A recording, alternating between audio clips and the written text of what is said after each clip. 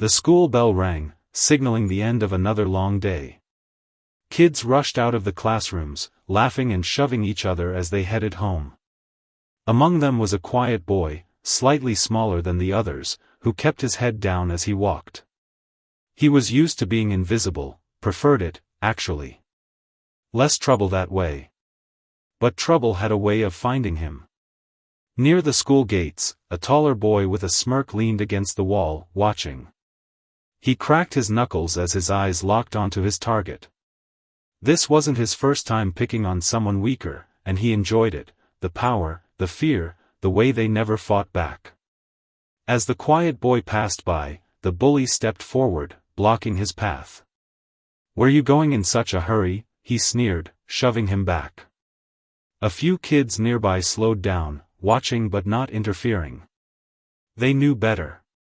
The quiet boy stumbled but didn't say anything. He just adjusted his bag and tried to walk around, but the bully shoved him again, harder this time. "I'm talking to you," he growled. A small crowd had gathered now, some whispering, others just waiting to see what would happen. The quiet boy clenched his fists but stayed silent. He had learned long ago that words only made things worse. The bully laughed, turning to his friends. "Look at this guy, too scared to even talk." He reached out, grabbing the boy's collar. "Maybe you need a little lesson in respect." That's when something changed. The quiet boy's eyes flickered, something dark, something dangerous. For the first time, he didn't look afraid. He looked calm. Too calm. The bully didn't notice. He raised his fist, ready to teach his usual lesson. But this time, the lesson wouldn't be his to give. The bully's fist hung in the air for a second too long, his confidence wavering just a little. There was something different about the quiet kid today, the way he stood, the way he looked at him. Not scared. Not angry. Just ready. But the bully had a reputation to keep. He couldn't back down now, not in front of everyone. So he swung. The quiet boy moved faster than anyone expected. He ducked under the punch, his body shifting with a practiced ease. Before the bully could react, he felt a sharp pain shoot through his leg as the quiet kid swept his feet out from under him. The bully crashed onto the pavement, his breath knocked out of him. Silence fell over the crowd. No one had ever fought back before. The bully groaned, pushing himself up, face burning with humiliation. His friends stared, unsure whether to laugh or step in. He scrambled to his feet, fists clenched, pride wounded. "You're dead," he spat. The quiet boy didn't say a word. He just stood there, waiting. The bully charged again, swinging wildly. But the quiet kid dodged, twisted, and, crack, landed a single, clean punch right to the bully's ribs. The bigger boy gasped, stumbling back, clutching his side. The crowd erupted in whispers. Did that just happen? Since when does he know how to fight? The bully's face twisted in rage. This wasn't how things were supposed to go. He was the one who made others afraid, not the other way around. He lunged again, but the quiet boy sidestepped, grabbed his arm, and flipped him onto his back with a move that looked way too smooth for a kid who never spoke up. The bully hit the ground hard, groaning. This time, he didn't get up right away. The quiet boy finally spoke, his voice low but clear. "Leave me alone." Then he turned, picked up his bag, and walked away like nothing had happened. The crowd parted for him, stunned. The bully sat up, watching him go, his pride shattered. He had messed with the wrong kid, and now everyone knew it. The school buzzed with whispers the next day. Kids who had never noticed the quiet boy before suddenly looked at him with curiosity, some with respect, others with nervous glances. He walked the same as always, head slightly down, but now there was something different in his step. Not arrogance.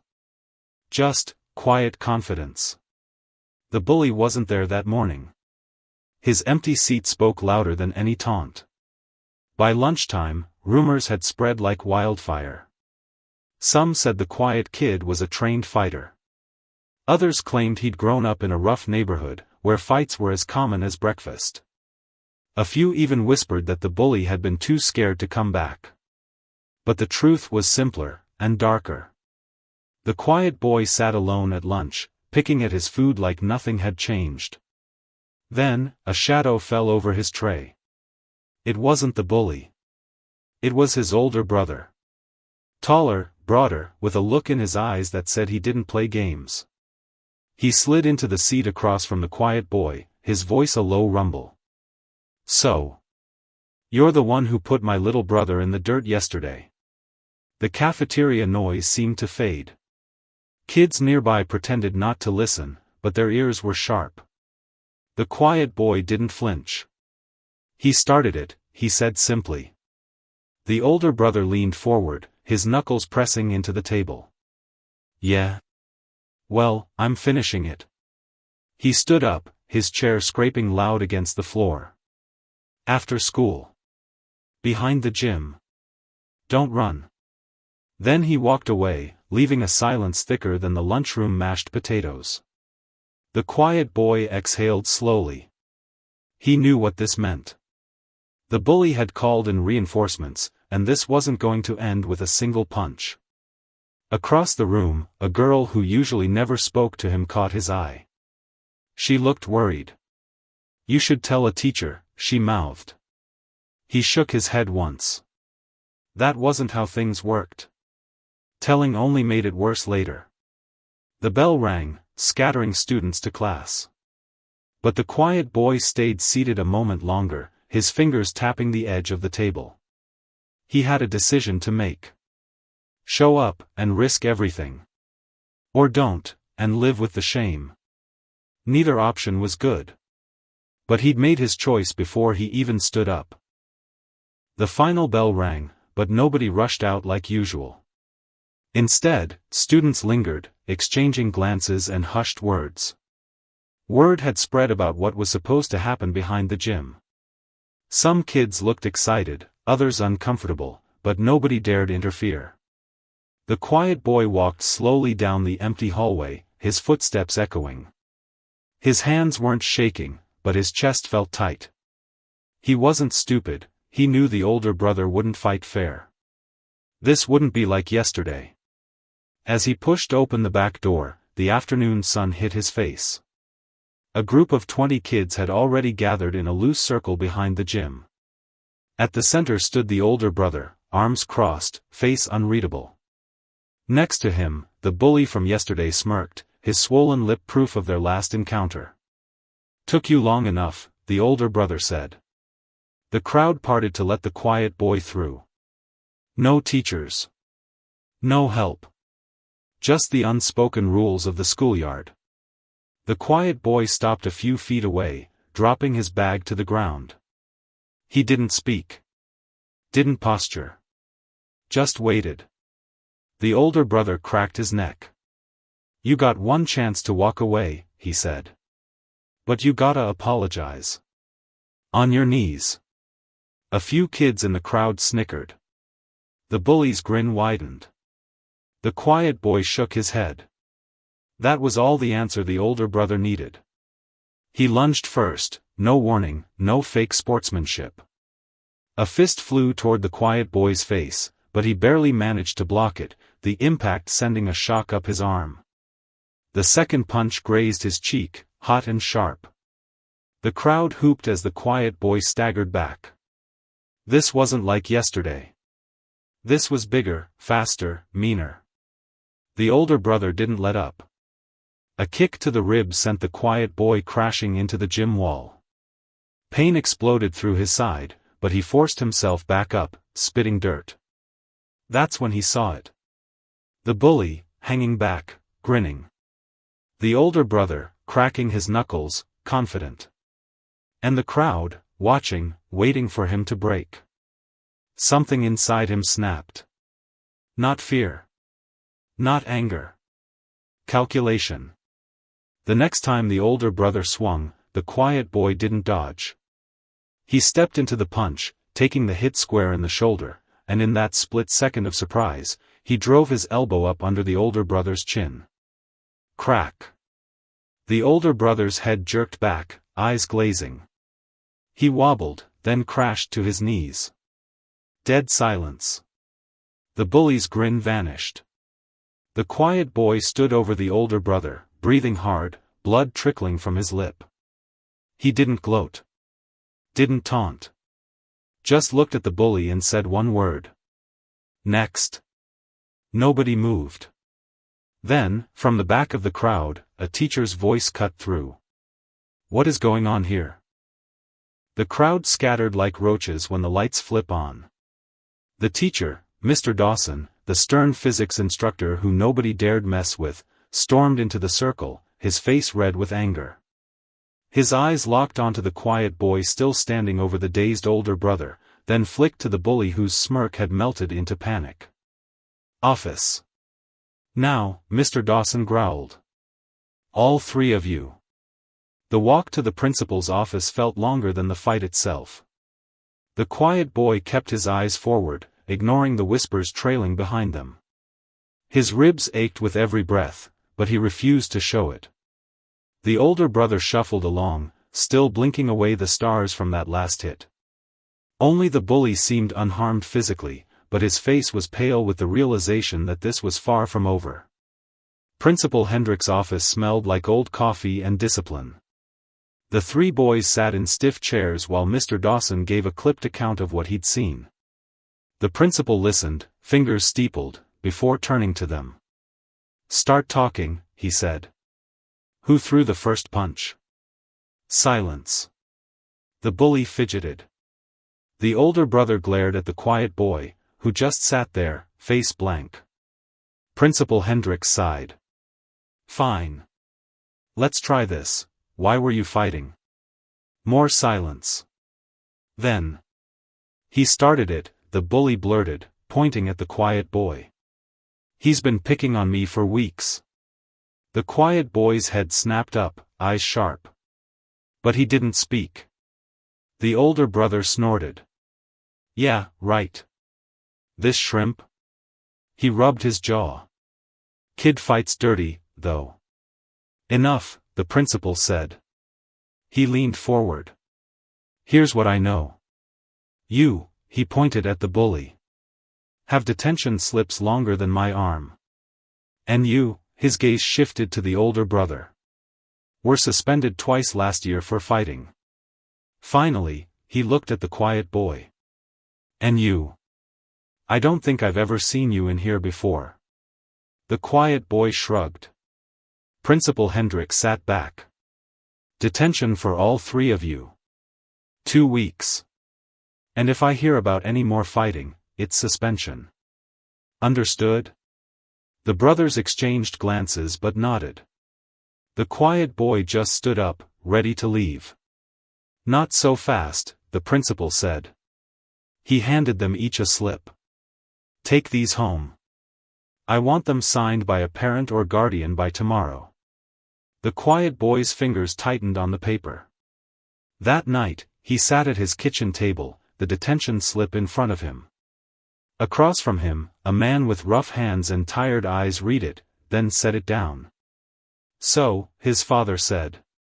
You finally fought back.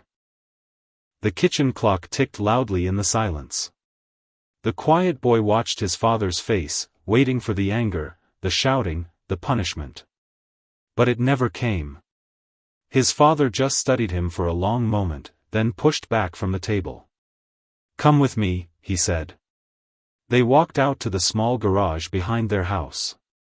The space smelled of motor oil and old wood. His father flipped on the light, revealing a heavy punching bag hanging from the ceiling, its leather worn smooth from years of use. The quiet boy stared. He'd never been allowed in here before. His father grabbed a roll of tape from a shelf and began rapping his own knuckles. You hit the older one with an elbow? He asked. The boy nodded. Smart. But sloppy. His father tossed him another roll of tape. Wrap up. For the next hour, his father didn't lecture him about fighting. Instead, he corrected his stance. Showed him how to shift his weight. How to breathe. You don't start fights, his father said between drills, his own fists leaving dull thuds against the bag. But you finish them. He stopped, turning to face his son. Why now? The quiet boy wiped sweat from his brow. They wouldn't stop. His father's eyes darkened with something like recognition. And now? Now they'll try harder. A slow nod. Then you train harder. That night, for the first time, the quiet boy fell asleep with bruised knuckles and a strange new feeling, not quite safety, but something close. Meanwhile, across town, the bully's house was anything but quiet. You embarrass this family, his father shouted, slamming the detention slip on the table. The older brother stood silent in the corner while the bully shrunk into his chair. Dad, it wasn't. Shut up. His father's face was red. You let some nobody make fools out of you? In front of the whole school? He grabbed his keys from the counter. I'm going out. When I get back, you better have a plan to fix this. The door slammed. The bully looked at his older brother, who just shook his head. Next time, the older brother muttered, we don't fight fair. The next morning at school, the quiet boy walked in with his head up. Kids whispered as he passed, but no one blocked his path.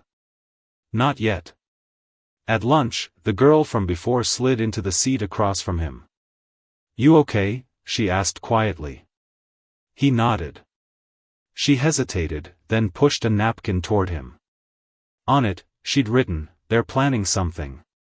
Be careful. The quiet boy folded the napkin and put it in his pocket. He knew this wasn't over. But for the first time, he wasn't afraid. The warning note burned a hole in the quiet boy's pocket all day. Between classes, he caught glimpses of the bully and his brother huddled with other kids, seniors, football players, troublemakers who had no business caring about some freshman fight. Their laughter sounded sharp, their glances his way lingering too long. After school, he took the long way home, sticking to crowded streets. His father's training had given him confidence, but he wasn't stupid.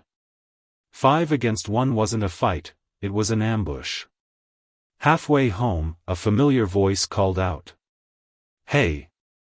The girl from lunch stood by the bus stop, backpack slung over one shoulder. She fell into step beside him without asking. They're waiting near the 7-Eleven, she said quietly. 3 of them. 2 went around the block to cut you off. He stopped walking. Why are you helping me? She shrugged, but her knuckles were white where she gripped her backpack straps. Because no one helped my brother last year.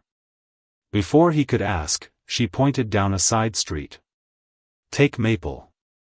It's longer, but safe. He hesitated, then nodded. Thanks. She gave him a small, tight smile and disappeared into the crowd. The next morning, the bully and his crew looked furious when they saw the quiet boy walk into school unharmed. Their trap had failed. But as he passed their usual corner, he heard the older brother mutter, tomorrow. We'll get him tomorrow. That afternoon, his father was waiting when he got home. Trouble? The quiet boy told him everything, the note, the girl, the planned ambush. His father listened, then went to the closet and pulled out an old phone. Take this. If they corner you, call me immediately. Then run if you can, fight if you must. He paused. But remember, never throw the first punch. The next day dawned gray and drizzly. The quiet boy walked to school with the phone heavy in his pocket. The girl met him at the gate, her eyes wide. They brought others, she whispered. Not just school kids. Some older guys, from the neighborhood. His stomach dropped. This was worse than he'd thought. Third period, the bully accidentally knocked his books to the floor. Fourth period, someone shoved him into a locker. He took it all without reacting. Let them think he was scared. After school, he saw them immediately, 6 figures waiting by the bike racks, hoods up against the rain. Not just the brothers. Not just school kids. The quiet boy turned and walked the other way. Fast. Footsteps splashed behind him. "Hey, hero," the older brother's voice called. Running away? He broke into a sprint. So did they. Rain stung his face as he sprinted down the slick sidewalk. The shouts behind him grew louder, they were gaining. His lungs burned, but he pushed harder, cutting through an alley between 2 apartment buildings. Trash cans clattered as he knocked them over behind him, trying to slow them down. A hand grabbed his backpack. The quiet boy twisted free, letting the bag fall as he spun to face them. 6 guys fanned out in the alley, the bully, his brother, 2 seniors, and 2 older guys he didn't recognize. Their breath came in white puffs in the cold air. The oldest one, a guy with a chipped tooth and a leather jacket, cracked his knuckles. "This the kid?" he asked the brothers. The bully nodded, grinning. "He thinks he's tough." The quiet boy's fingers found the phone in his pocket. One press, the call went to his father. Now he just had to stall. "You brought a gang to fight one kid," he said, backing against the brick wall. "Guess I was right, you are scared." The older brother lunged first. What happened next was chaos. The quiet boy ducked under the swing and drove his elbow into the brother's ribs, just like his father taught him. Someone grabbed his arm from behind, he stomped down hard on their foot and heard a yelp. A fist grazed his temple, making his vision blur. Then, a car horn blared at the alley's entrance. Everyone froze. The quiet boy's father stood there, engine running, a baseball bat in one hand. He didn't yell. Didn't threaten. Just stared. The older guys exchanged glances. "We're just messing around," Chipped Tooth muttered, backing away. The father pointed the bat at them. "Leave. Now." They left. The bully and his brother hesitated, then ran after their friends without looking back. In the car ride home, neither spoke at first. Then his father said, "You held your own." The quiet boy wiped blood from his lip. "They'll keep coming." "Maybe." His father turned the wheel. "But now they know you won't break." At school the next day, everything changed. The bully wouldn't meet his eyes. The brother wasn't there. The girl from lunch gave him a small nod across the hallway. Word had spread, about the alley, about his father, about how 6 guys couldn't take down one quiet kid. He wasn't invisible anymore. But for the first time, that was okay.